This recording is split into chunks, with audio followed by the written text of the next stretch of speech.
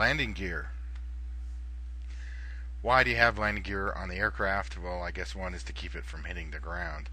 But we're going to say the main purpose of landing gear is to absorb shock so we don't damage the airplane. Here's one kind of landing gear.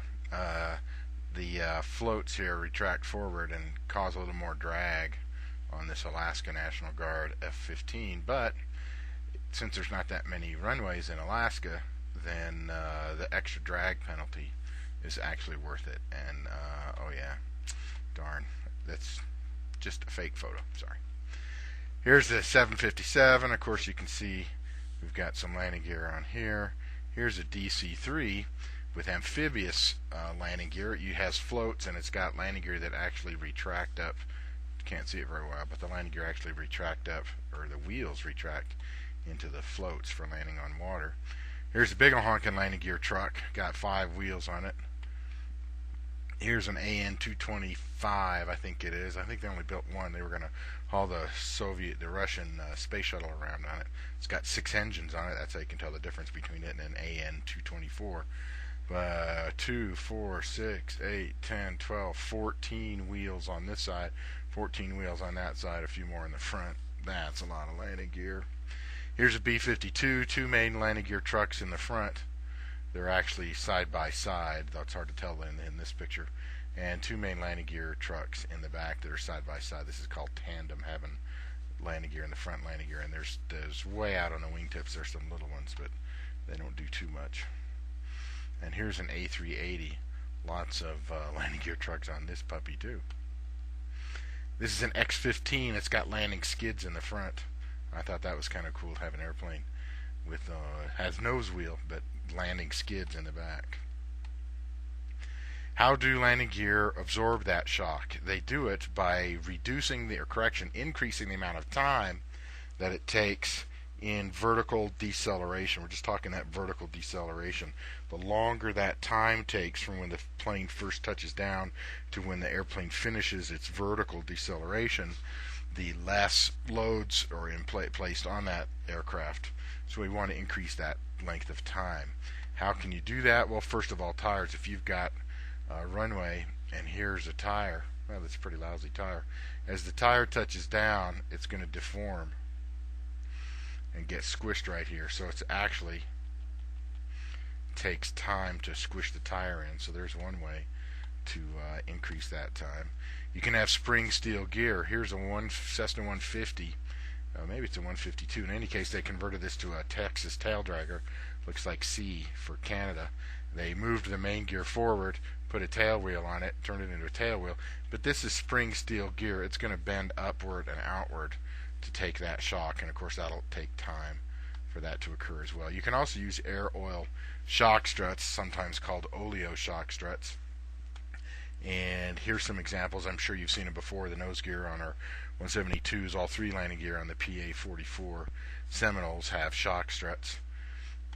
And here's the inside of an air oil shock strut. This one's colored. The blue up here, of course, is a compressed gas. Typically it's nitrogen. And if you, of course, the tire would be stuck on the bottom. If you compress it all the way down, you take this valve out, you fill it up full of fluid, then you put the valve back in and push the tail down and put in a certain pressure, then it'll be serviced correctly. What's essentially occurring is when you come out to pre-flight the airplane, you see this nice chrome steel here, chrome so it's nice and smooth and it doesn't corrode, doesn't rust, which is why it's chrome-plated steel. But there's actually a little tiny hole right here, and this pin goes up and down in it. And it's hard, it may be hard to tell from this picture, but this pin is actually tapered.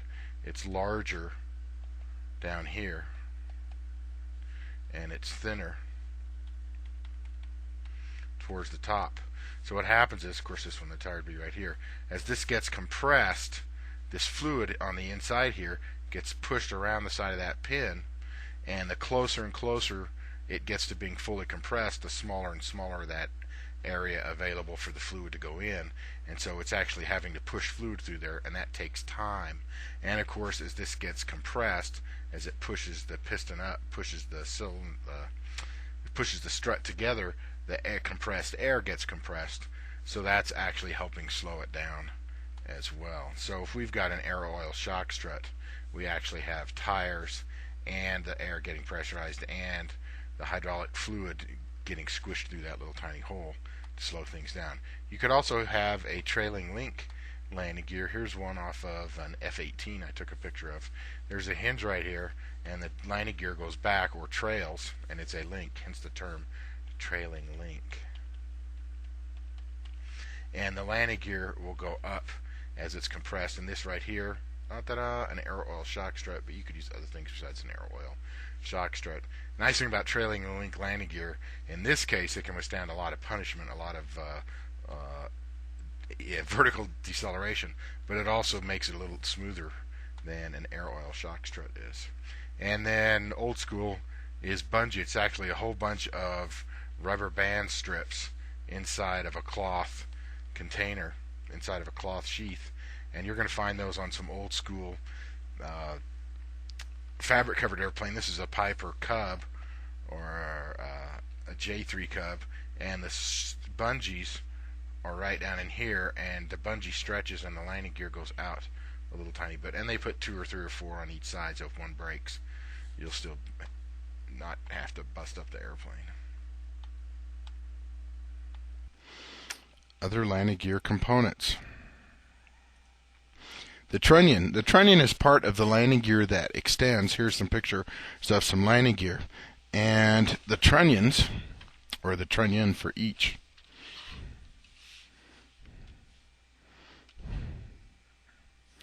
is this part right here. This is the trunnion.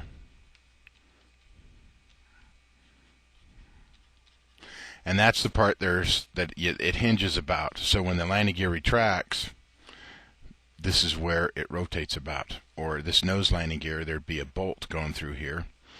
So therefore, this part right here would be the trunnion. So this part here is the strut, and this part right there is the trunnion. Okay, I think I got that down. Links and side struts that holds the landing gear in place. Here is a strut coming down, and we can't see the trunnion, but it's in there. And then here's a strut on the side, and that's essentially holding the landing gear in place. So you're, generally speaking, going to see that landing gear strut in there somewhere, and there's usually a hinge in the middle. So for the landing gear to come up, this is going to have to bend in and go like that, so the landing gear come up, or it'll go outward. Springs, of course, you're generally going to find them on a lot of smaller aircraft, and for instance, on the PA-44 or the Beechcraft Duchess, the spring actually helps pull and keep the landing gear down and locked. So you don't need hydraulic pressure on the ground for the landing gear to stay in place. That's one of the things that the springs do. And also, if you have to let the landing gear down on a PA-44 Seminole because you don't have any hydraulic pressure, the gravity will pull the landing gear most of the way, and the springs will help at the end pull the landing gear into the down and locked position. So here you can see a spring.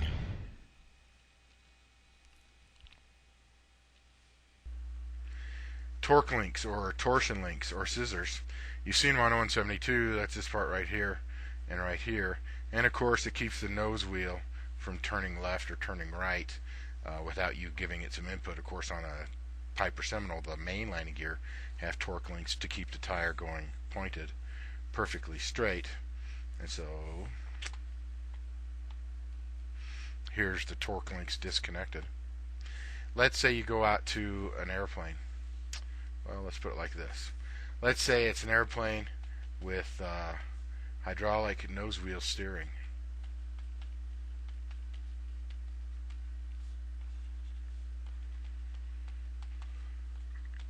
And you park it somewhere. Say it's a business jet. You park it somewhere, and you come back later that day or the next day, and they've moved it. Well, what they had to do was hook a tow bar up to it,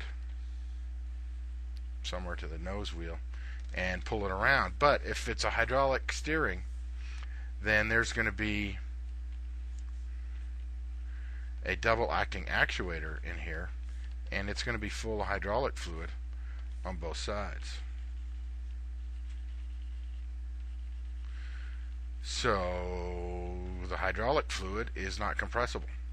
so it's not going to want to allow the wheel to turn left or right. So what's going to have to be done is to disconnect the torque link so that the wheel can get turned left and right while you're towing it around. The problem is that some people that drive airplane tugs around don't get trained very well on how to put things back together again, and if they don't put this back together again correctly, then somebody's going to be unhappy. So what you'll need to do when you start doing pre-flights on airplanes that have hydraulically powered nose wheel steering, you're going to want to always come back and make sure that this is connected correctly. So when you learn to pre-flight that airplane, make sure you learn how to connect and disconnect the torque links or the torsion links or the nose wheel scissors, so that when you come back you can always check and make sure that it got done well. Here's an interesting picture. You notice the landing gear nose is actually pointed sideways. I'm not saying that's how come this happened, but you'd be really unhappy if the nose wheel turned 90 degrees during a takeoff or a landing roll. I think you'd be unhappy about it. And of course, landing gear doors. Here's a couple of examples of landing gear doors. Here's the landing gear doors on a 757. Of course, you can't see very well right now, but the doors where the wheels are going to come up are currently closed. Of course, we already saw some doors. And then, of course, my personal favorite doors. Can you guess what airplane this is? This is a white B-52. Oh, wait, how many white B-52s? Oh, there's only one. It's operated by NASA out of Dryden Flight Research Center at Edwards Air Force Base in Southern California. And, of course, here are the big old honking doors. And, of course, the main landing gear struts. There's actually two of them in the front and two of them in the back. But, wait, here's the door. Reduce drag when the landing gear is closed. There's three basic types of landing gear retraction systems that you're going to find. You could probably put number 4 down there as a manual, but there's really some old single engine Moonies have a manual operated system that's pretty much obscure. Most of you will probably never fly it, but you will likely fly something that's electric, electrohydraulic, and certainly hydraulic. So we'll start with electric landing gear. You're going to find electric landing gear. Essentially it works like your flaps. It's one electric motor and it's connected to all of the landing gear. So for instance, here's an old Cessna. Cessna used electric. So somewhere in the belly of the airplane was an electric motor, and linkages and pulleys were connected to all three landing gear at the same time. So when the motor would spin around, it would pull everything up. Now this worked out fine because you only needed to have one electric motor, and if it failed you could spin a crank. But the disadvantage, and there's a Cessna 421, I think it is, piston powered, still electric landing gear. The disadvantage is that if it's out of rig, that if one of the landing gear gets stuck, then none of the landing gear are going to come up since they're all connected. All three landing gear on the aircraft are connected to that electric motor. So for instance, if something goes wrong with one gear, they're all going to be stuck, and if they all have to go up at the exact same time because they're all hooked together. So if one of them starts getting stuck, it could make all of them not work. So you don't see people building electric landing gear. And the other disadvantage is weight. Is they're not the least weighing system. Electrohydraulic landing gear systems, on the other hand, that's definitely one of the advantages. And you're going to find them if it's a reciprocating engine powered airplane and it's been built in the last 20 or 30 years, we'll just say since the 80s. If it's been built in the last 20 years, then it's going to have an electrohydraulic landing gear system. Electrohydraulic, of course, means we have a DC electric motor and it can spin in either direction, and it's going to make the hydraulic fluid go in one direction or another and make these double acting actuators go up or down. And of course you probably remember this from hydraulics. And all you do to make the gear go up and down is to reverse the motor by having a single pole double throw switch to make the motor go in one direction or in the opposite direction. Here is a more complete diagram out of the Piper Seminole Pilot Operating Handbook. Got a few more details than last time. I guess I could use red here to simulate hydraulic fluid. Let's say to go up. we're going to spin it with a DC motor, reversible DC motor, and it's going to pull fluid in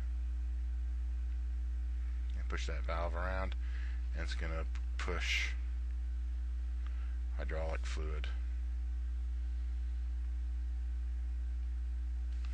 And where else is it going to go? It's going to come down here. Push hydraulic fluid. Now the fluid that it grabs right here could have come from, we'll just use blue, could have come from the other side of these double acting actuators.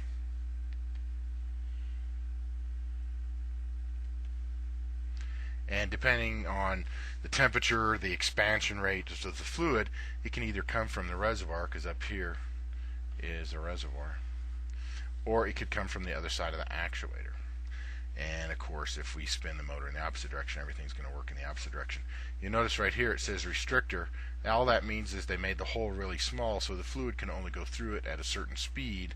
Same thing for the nose wheel. They've got another restrictor right here, so it won't operate too fast. If it operates too fast, that landing gear could come up and bang into the airplane. So you actually want it to go up at a reasonable rate. I think on the Piper it says 6 or 7 seconds for the landing gear to go up or to go down. And of course there's a thermal relief valve, pressure control, so this is on the upside right here. So if you've got the landing gear, if it's getting too hot, it'll and it's going to expand too much, a drop of fluid could go back in the reservoir and the pressure would go down. So here's the 3 advantages. This electro-hydraulic landing gear system, a lot of times that part, this part right here, this is the power pack. That's one of the reasons why it saves weight, is because we shove everything in there. It's got the pump, it's got our pressure regulating type valves, it's got a filter. There's actually a filter in here.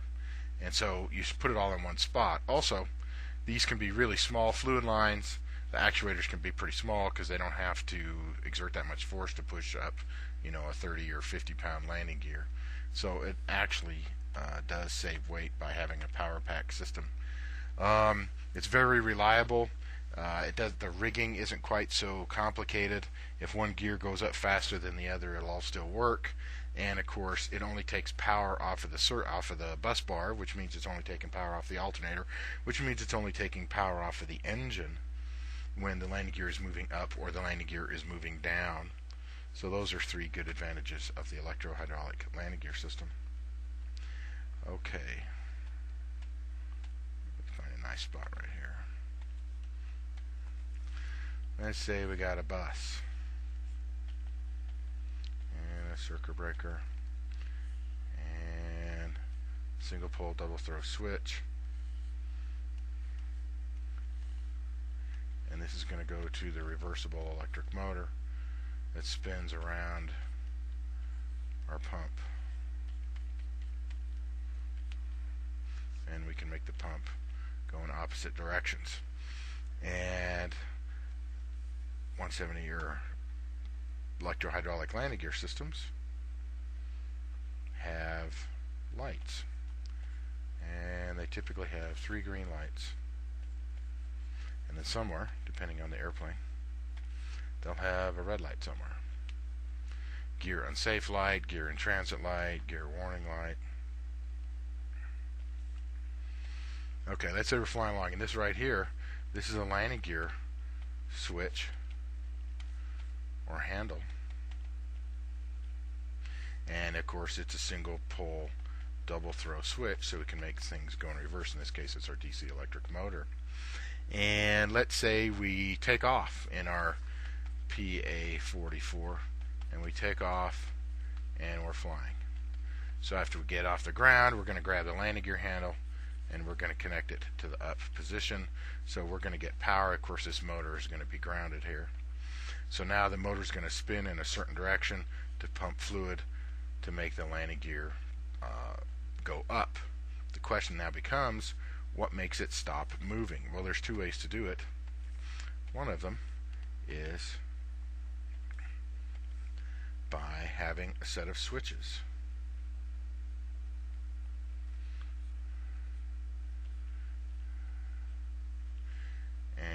not connected to each other. And each one of these switches is, say, the nose gear, the right gear, and the left gear. And these switches are normally closed. That is, they're spring loaded to the closed position. So most of the time they're going to be closed like this. So that means that when we grab the landing gear handle and we send it to the up position,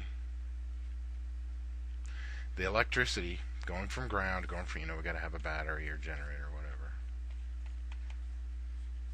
The electrons can leave the negative side of the battery, go through the ground, go through the motor, and go through any one of these three switches to get back to the positive side of the battery.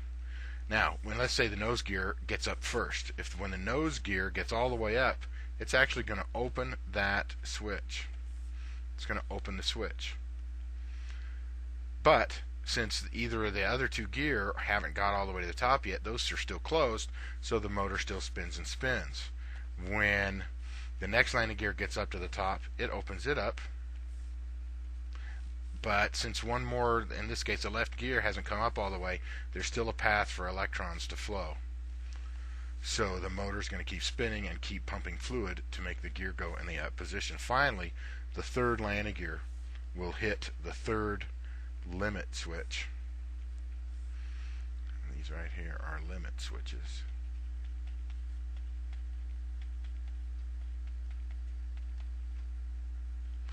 It's going to hit the third limit switch. Now there's no path for current to flow, and the electric motor is going to stop. So that's what makes, on a lot of these electrohydraulic landing gear systems, that's what makes the landing gear stop moving up, because the last landing gear has finally come all the way up, and it opens up the circuit so the motor stops spinning. Another way to do that would be to have a pressure switch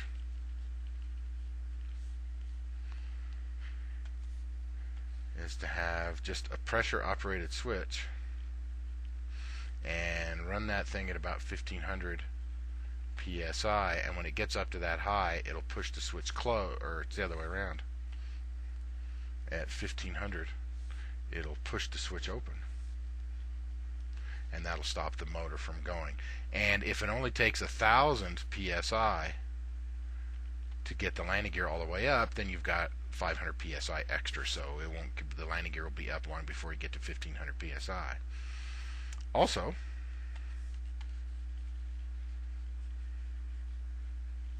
we got to worry about these lights. So also in this system,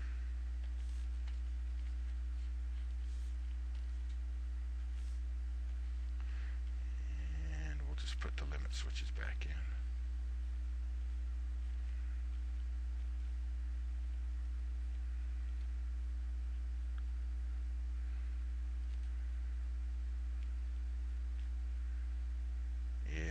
I'm just going to draw that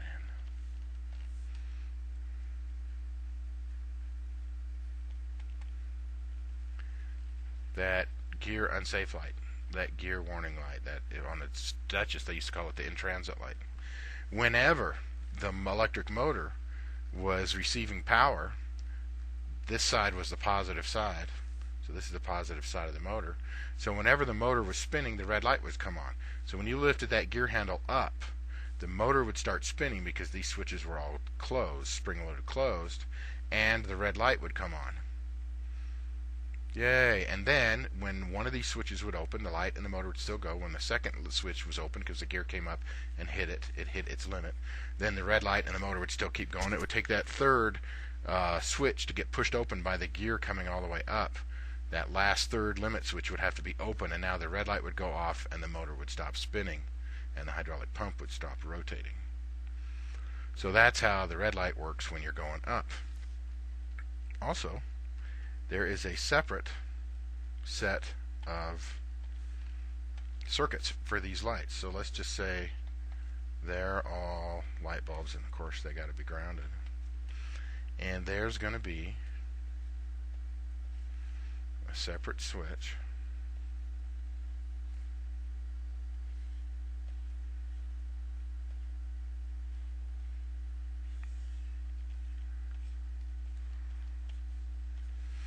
And these three lights are going to be green when the landing gear is down and locked. When the landing gear is down and locked, these are going to be closed. So when the landing gear are all the way down, the green lights are going to be on. When we grab this handle and lift the handle and push it into the up position, these switches are already closed because they're spring-loaded closed. The red light will come on, the motor will start spinning, and as soon as hydraulic fluid gets out to the landing gear and starts moving them up, boom, boom, boom, each one of these lights is going to go off one right after the other. In fact, they almost look simultaneous because they all move so at almost the exact same spot. But as soon as those landing gear get out of the way, by start moving up, these switches are spring-loaded open. They're spring-loaded open. So as soon as the landing gear move out of the way, these switches are going to open and these green lights are going to go off. So what it looks like when you move the handle, red light comes on, motor spins, hydraulic pump starts the gear moving up. So in addition to that red light coming on, these three green lights are going to go off. I've got to get rid of that one. It's distracting me. Now, let's say the landing gear, we're going to move it down. So, oh wait, I forgot. So if these green lights are off as the gear is going up, when the landing gear all finally get to the top and these all three switches open, the motor stops spinning, the pump stops spinning, this red light goes off, then that's where the landing gear is going to sit. And it's going to sit like that. The red light will be off and the green lights will be off when everything's up. But every now and then, one of those landing gears, the hydraulic pressure won't stay there. So after 10, 20, 30, 40, 50 minutes, the landing gear will start to move. But there's that limit switch, one of these switches. When that landing gear comes down, that switch isn't going to get pushed anymore, and it's spring-loaded closed.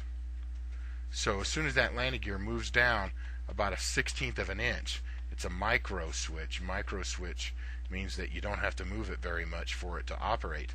If that landing gear moves a 1/16 of an inch, one of that limit switch will close, the red light will come on, the motor will spin, the hydraulic pump will spin, and the hydraulic pressure will go to that landing gear and push it back up, hit that switch, and open the limit switch again, and the red light will go off, the motor will stop spinning, and the hydraulic pump will stop spinning. So in electro-hydraulic landing gear systems, it's normal in flight for every 10, 20, 30, 40 minutes for the gear unsafe light to come on, the gear in transit light to come on for a second or two or three. Now, I personally wouldn't call it the gear unsafe light. I would call it the DC reversible motor is being energized light. But I don't write those flight manuals. Okay, so let's go back. Let's see if we put the landing gear handle in the down position. So we're flying along, and we're going to come in and land. So we move the landing gear handle switch to the down position. Well, electricity is going to go to the motor's going to spin, but now it's going to go in the opposite direction. Hydraulic fluid is going to pump in the opposite direction, so it's going to make the landing gear go down. Now there's also, this light is also connected to this other wire, but to make sure that electricity doesn't go in the wrong direction, there's diodes in here. So the electrons can only go one way, they can't go the other way and try to power the motor in the wrong direction. So when we push the landing gear handle to the down position, wow, check it out. Right now there's no switches, but in reality there are. There is a whole nother set of limit switches .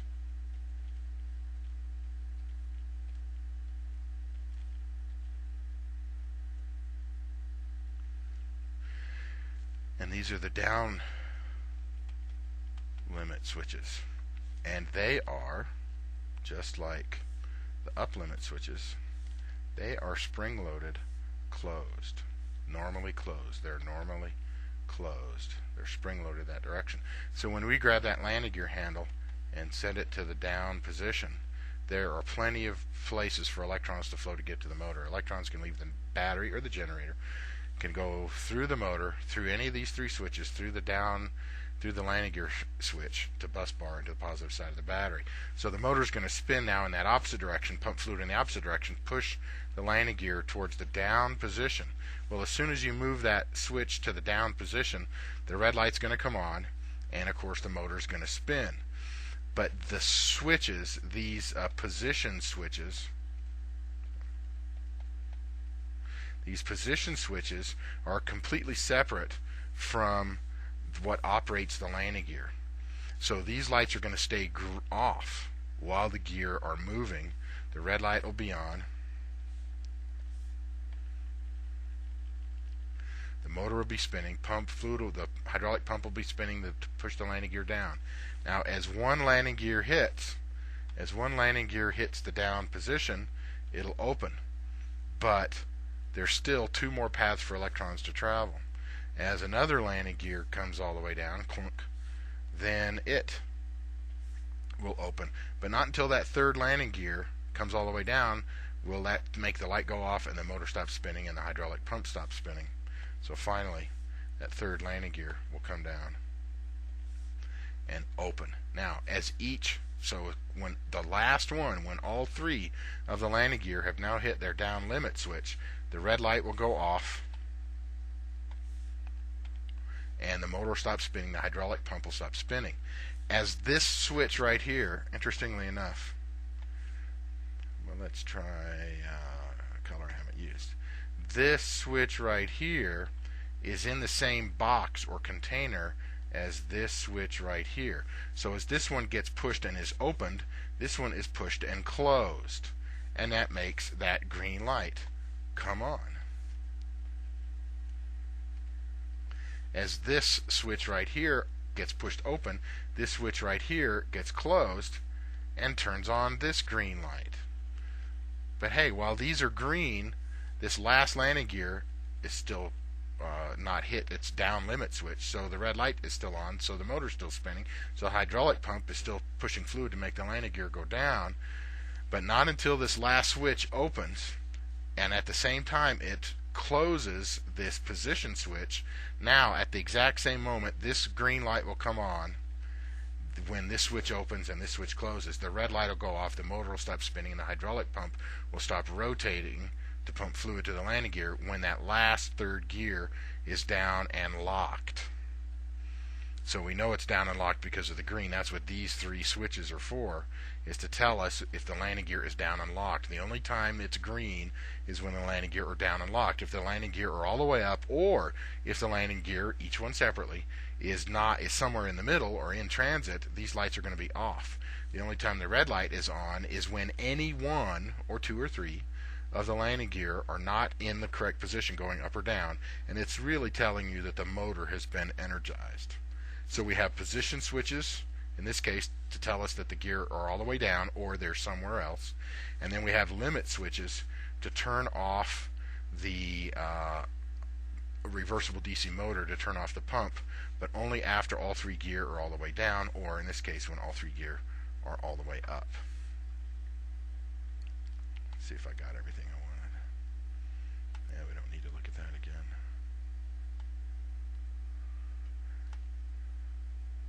Limit switches, position switches, light indications, got that. And emergency extension, okay. The emergency extension is really pretty simple. The weight of the landing gear is going to be pulling on the actuators to try to pull it down. If the motor just stops working or the hydraulic pump breaks, all we have to do is allow the fluid from one side to go back around to the other side. Or actually, I guess I got that reversed. The fluid go in this direction through this valve. This valve essentially connects the up to the down sides of the fluid lines, and if gravity is pulling on the landing gear, the fluid on the one side will get to go through that valve back to and fill in the other side of the actuator. And it doesn't take any power. Of course, on our landing gear in the Seminole, there's also springs which tend to pull the landing gear into the down position, so it'll go all the way down and locked. And those position switches, which make our green lights come on and off, they're not hooked into anything other than the lights, so they're going to work just fine as long as we have electricity. So getting the landing gear down in an emergency is pretty easy in an electro-hydraulic landing gear system. If you're going to fly a large aircraft, we're talking ones that have a dedicated hydraulic system.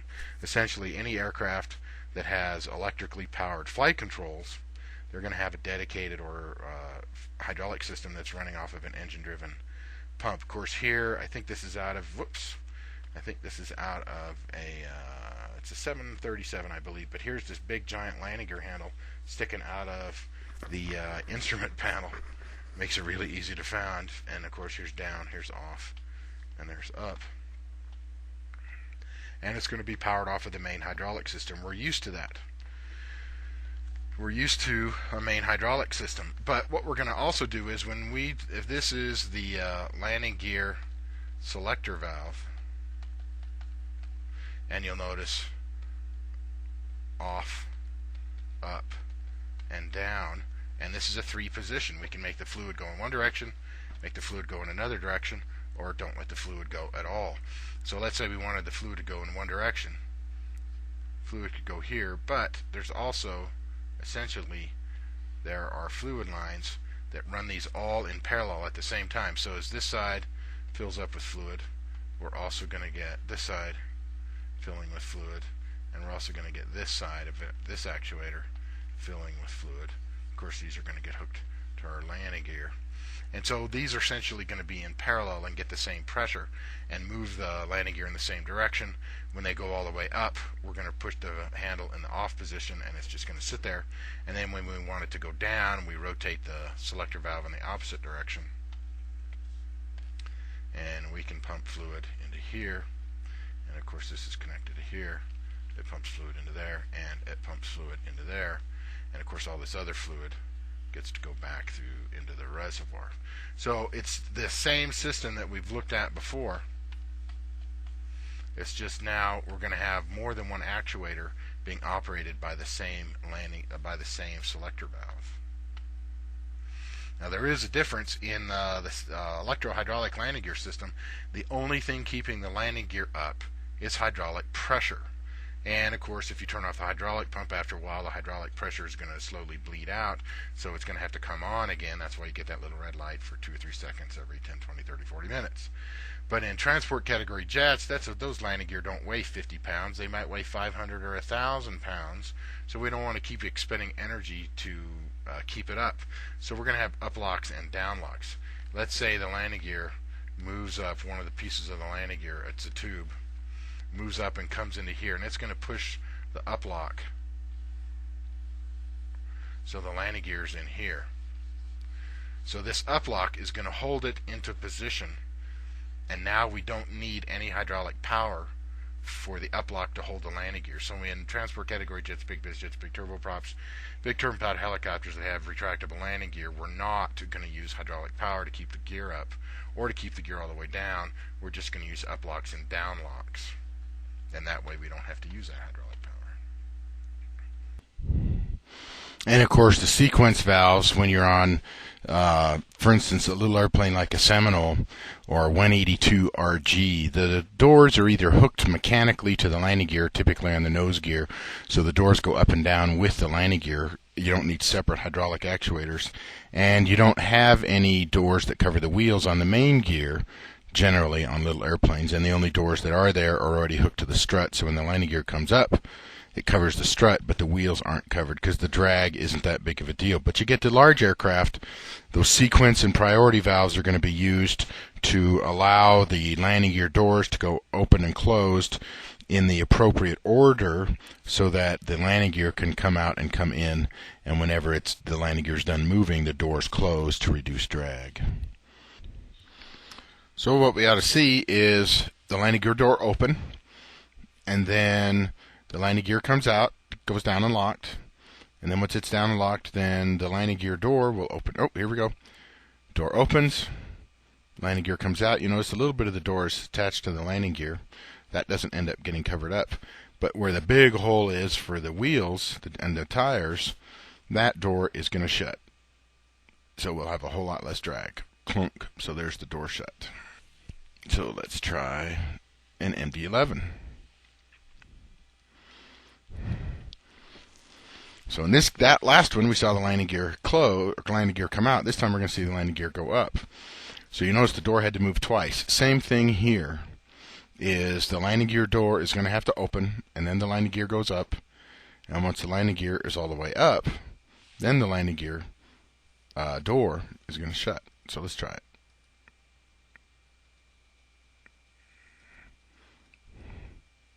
So the door should open, gear goes up, and then the door will shut in behind it. So there's the door open, landing gear goes up.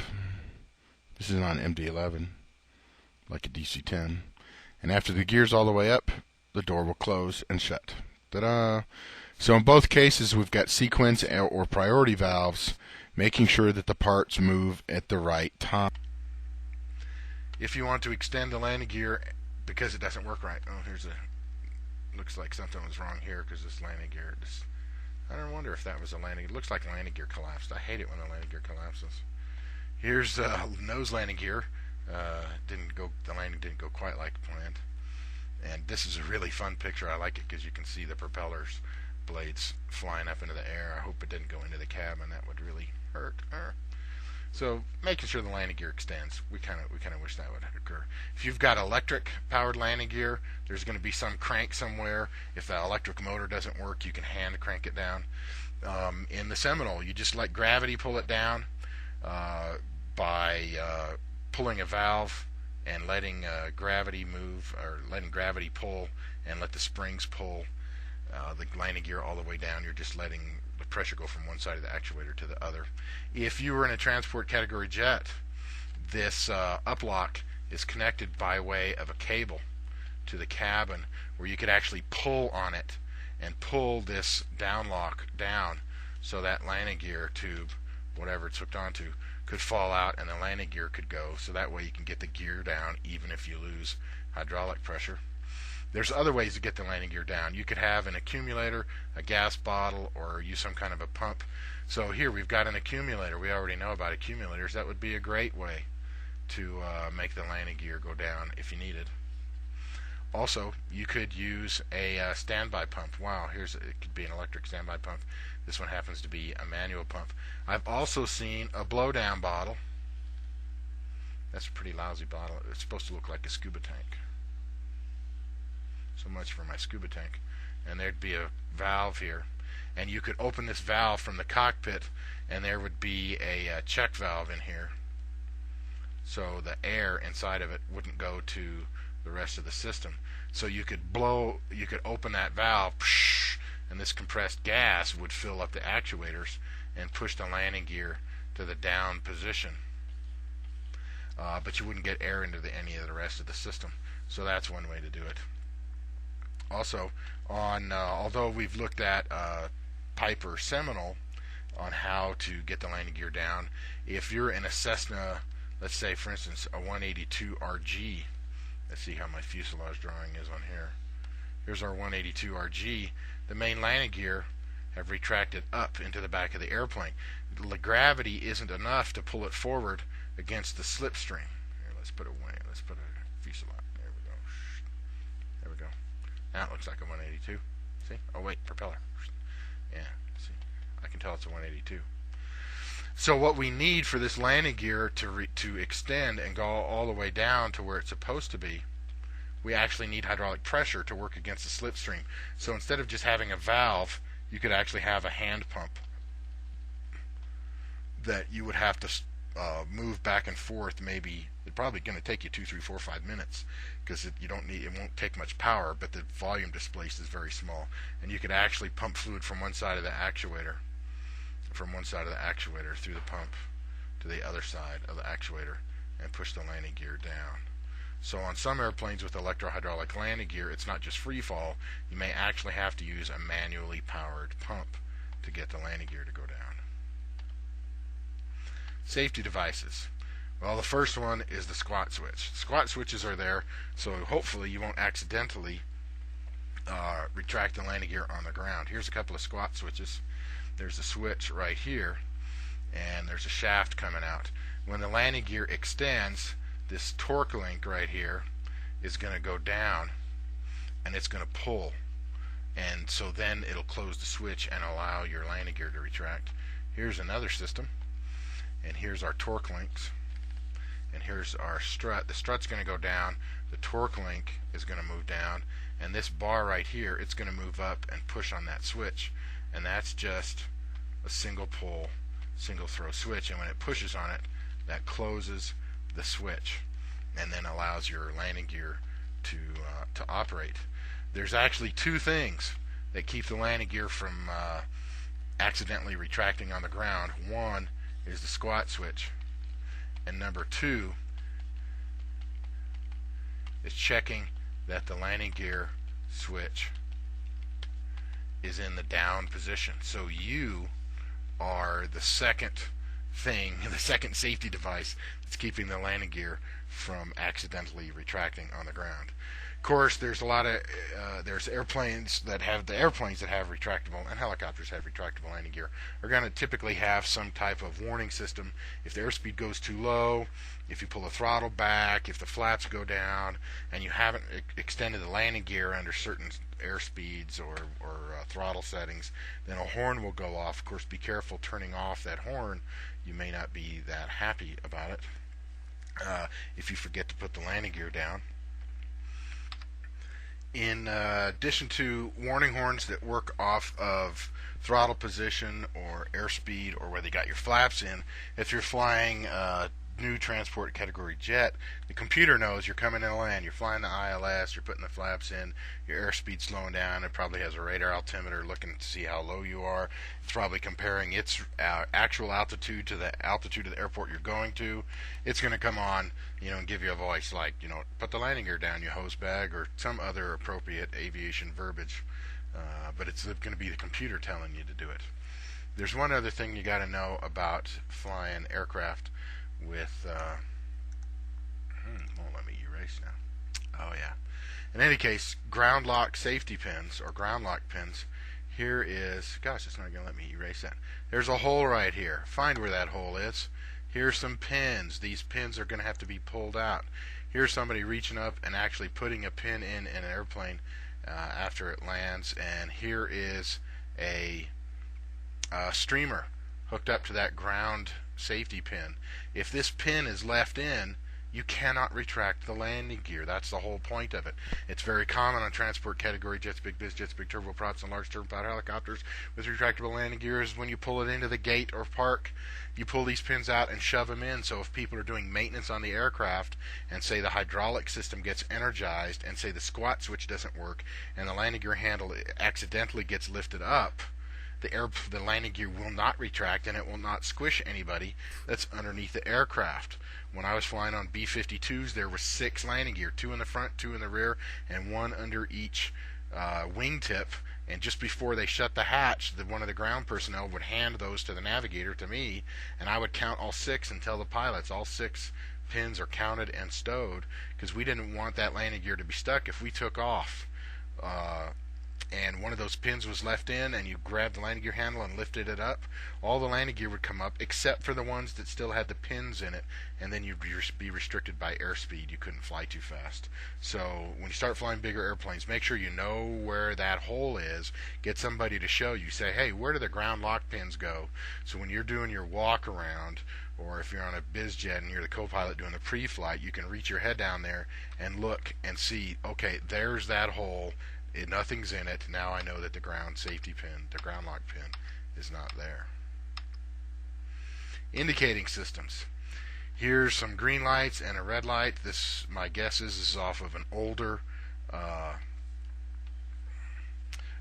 electro-hydraulic landing gear system. Typically 3 greens and then that red. Of course, we've already talked about it. Here's a really small landing gear handle switch. Here's one off of a 737. The 737, it has a green light for each of the landing gear, left, right, and nose. And then, I don't have a good picture here, but it has a red light. When you lift the landing gear handle, this is the landing gear handle, you can't see it. When this landing gear handle gets lifted up, each one of these green lights is going to go off, and the red light is going to come on for each landing gear. Then as each landing gear gets in its full up-locked position, of course when you lift the landing gear handle up, the green lights are going to go off. and the red lights are going to come on. And then as one gear comes all the way up, this light will go off. As the next gear comes up, this light will go off, and as the next gear comes up, this light will go off. So when the gear's all the way up, there are no lights on. So let's compare an electrohydraulic versus a typical main hydraulically powered landing gear system. There's going to be 3 green lights, and there's going to be a red light, and that's for the electrohydraulic landing gear system. Electrohydraulic, or a PA-44, or a Cessna 182, which is what we have at our flatline that has electrohydraulic. On the other type,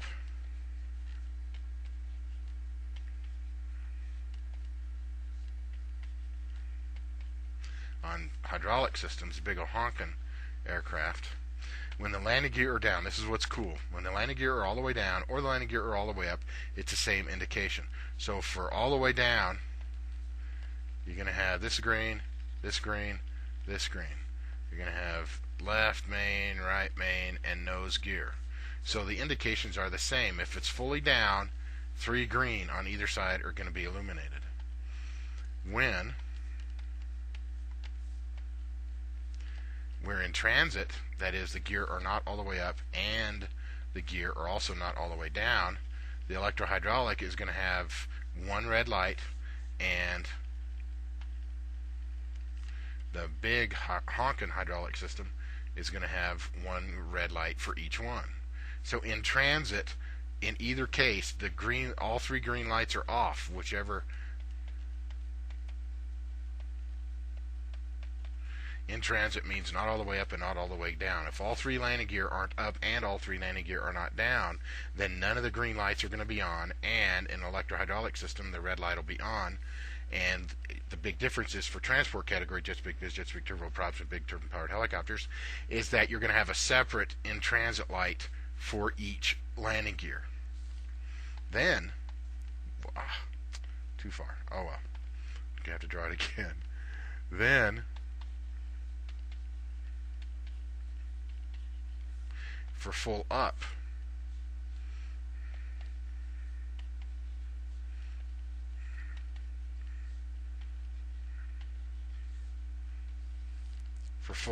I guess I don't have to draw it. For full up, no lights on. The green lights aren't on because the gear are not down and locked, and the red lights aren't on because nothing's in transit. So they're very similar gear indications.